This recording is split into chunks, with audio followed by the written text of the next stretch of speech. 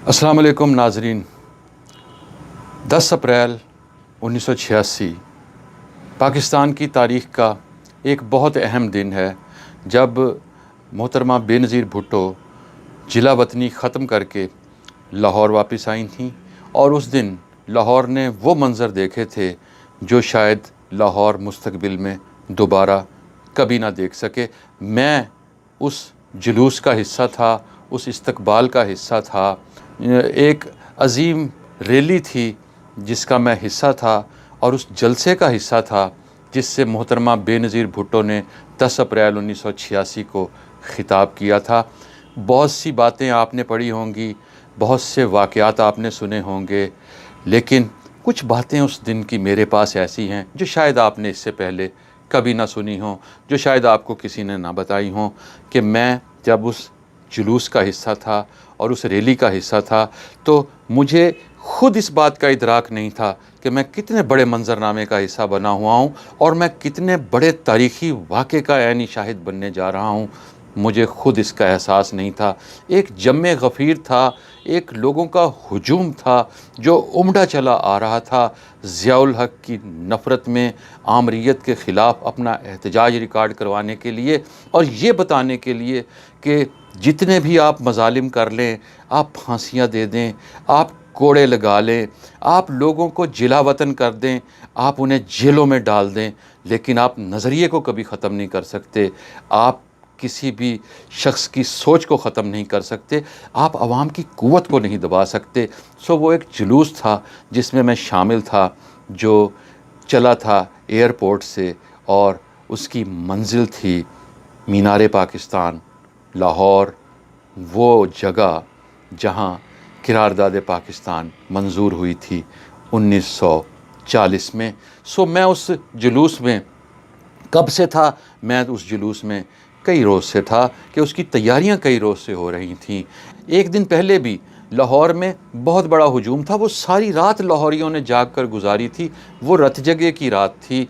वो रात थी कि जब अहले लाहौर को इंतज़ार था कि उनकी कायद जिलावतनी ख़त्म करके वापस आ रही है, और बहुत सी उम्मीदें थीं और यकीन था और ख़्याल था कि बीबी जब लाहौर एयरपोर्ट पर लैंड करेंगी तो शायद सब कुछ तब्दील हो जाएगा, आमरीत का तख्ता उल्टा जाएगा, इनकलाब आ जाएगा। हम इनकलाब की बात कर रहे थे और उस इनकलाब के लिए हम उस जुलूस में शामिल थे। एक रात पहले जब मैं उस इस्तकबालिया जुलूस की तैयारियां देखने के लिए और जलसे की तैयारियां देखने के लिए मीनार पाकिस्तान गया था और भाटी में घूमा था, और मैंने मज़ंग के इलाके में गया था, और मैं लाहौर की और सड़कों पर गया था। तो मैंने उस रात एक ख़त लिखा था अपने दोस्त शाकिर हुसैन शाकिर के नाम, जो उन दिनों सऊदी अरब में मुकीम थे। और मैं यहाँ से खतूत के ज़रिए, हमारे पास और तो कोई ज़रिया नहीं था, हम ख़तों के ज़रिए एक दूसरे को अहवाल बयान करते थे। सियासी मंज़र, सियासी मुबाहिस सब उन ख़तों में मौजूद होते थे। और उस रात मैंने जो ख़त लिखना शुरू किया था, मुझे यकीन नहीं था और मुझे गुमान भी नहीं था उस ख़त के बारे में कि ये ख़त एक दस्तावेज़ी अहमियत इख्तियार कर जाएगा, और फिर मैं उसे किताबी सूरत में भी शाये करूँगा। और जब मैं उसे किताबी सूरत में शाये करूँगा, वो दिन के जिसका वादा है फैज़ अहमद फैज़ साहब के मिसरे में मामूली सी तरमीम के साथ, जब मैं उसे किताबी सूरत में लाऊंगा, मुझे नहीं मालूम था कि ये ख़त भी बहुत अहमियत इख्तियार कर जाएगा। और वो जब ख़त किताबी सूरत में शाया हुआ और फिर बाद में अखबारात ने शाया किया, तो उसने भी उस दौर की तारीख़ को महफूज किया। मैं वापस 1986 में जाता हूँ, और 1986 के उस जुलूस में जो बहुत चार्ज माहौल था, बहुत जोशो खरोश था, बहुत नारे थे, और बेनज़ीर भुट्टो हमें देखती थीं। और मैंने ये लिखा था कि बेनज़ीर भुट्टो ने जब चेयरिंग क्रॉस पर हुजूम की जानिब इशारा किया और हाथ हिलाए और वेव करके नारों का जवाब दिया, तो मुझे यूँ महसूस हुआ कि जैसे वो मुझे देख रही हैं और मुझे नहीं। उस हुजूम में मौजूद, उस जुलूस में मौजूद, उस रैली में मौजूद हर शख्स यही समझ रहा था कि मोहतरमा बेनज़ीर भुट्टो शायद उसी की जानिब देख रही हैं और उसी के नारों का जवाब दे रही हैं। सो ये एक मोहब्बत का इजहार था, ये एक जोशो खरोश था। मेरे साथ और भी मुल्तान के लोग थे जो उस जुलूस में मौजूद थे, और बाद के दिनों में हम जब एक दूसरे को बताते रहे कि मैं उस जुलूस में मौजूद था तो बहुत फ़ख्र के साथ वो बताता था कि मैं भी उस मंज़रनामे का हिस्सा था। ये मुझे रफ़ीक मलिक ने भी बताया, ये मुझे रहीम आसिफ़ मुजद्दिदी ने भी बताया, ये मुझे और बहुत से लोगों ने बताया जो उस जलसे में मौजूद थे, जो उस जुलूस में मौजूद थे। और 10 अप्रैल 1986 के उस जुलूस में शिरकत के दौरान हम में से किसी को गुमान नहीं था कि 10 अप्रैल 1988 भी आना है। और 10 अप्रैल 1988 को एक ऐसा वाक़या होना है कि हम जो इस जुलूस में इनकलाब के नारे लगा रहे हैं वो वाक़या तब्दीली पर मुंतज होगा। हमें 10 अप्रैल 1986 को मालूम नहीं था कि 10 अप्रैल 1988 को ओजडी कैंप में धमाका होगा। वही दिन ओजडी कैंप में धमाके का, जब इस्लामाबाद और रावलपिंडी में इतने मिज़ाइल चले, इतने बारिश हुई मिज़ाइलों की कि सैकड़ों लोग जो हैं वो लुक़मा अजल बन गए। और ये ओजडी कैंप धमाका दरअसल ज़िया हुकूमत के ख़ात्मे का मूजिब बना था। और एक और चीज़ भी थी अप्रैल की जो इसी तहरीक से शायद वाबस्ता थी या इसी का एक तसलसल थी।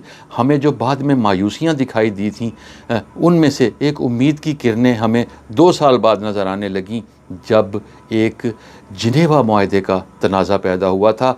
मोहम्मद ख़ान जुनेजो का दौरे हुकूमत था और 14 अप्रैल 1988 को मोहम्मद ख़ान जुनेजो की हुकूमत जिनेवा मुआहदे पर दस्तखत करने जा रही थी। और जिनेवा मुआहदे पर दस्तखत में फिर बेनज़ीर भुट्टो का एक रोल सामने आया था। उस मुआहदे पर दस्तखत से पहले मोहम्मद ख़ान जुनेजो ने मोहतरमा बेनज़ीर भुट्टो समेत अपोजिशन लीडरों को मुज़ाकरात की दावत दी थी। और पाकिस्तान के सरकारी टेलीविज़न ने, पाकिस्तान टेलीविज़न ने पहली मरतबा मोहतरमा बेनज़ीर भुट्टो को ख़बरनामे में दिखाया था। जबकि 10 अप्रैल 1986 के इतने बड़े जलसे को, इतने बड़े जुलूस को, जिसमें मोहतरमा बेनज़ीर भुट्टो ने मैं बागी हूँ वाली तारीख़ी नज़म भी पढ़ी थी, उस जुलूस और जलसे को तो सरकारी टीवी ने नहीं दिखाया था उस तरह जिस तरह आलमी मीडिया ने दिखाया था। और ये सारा तसलसल जो था, ये सारा तसलसल दरअसल एक उसी तहरीक का हिस्सा था जो 10 अप्रैल 1986 से शुरू होती है और उसके बाद 10 अप्रैल 1988 और 14 अप्रैल 1988 के जिनेवा मुआहदे के बाद हम अगस्त 1988 में जाते हैं, जब हमें उस डिक्टेटर से निजात मिलती है जिसके ख़िलाफ़ हम सब सड़कों पर आए थे।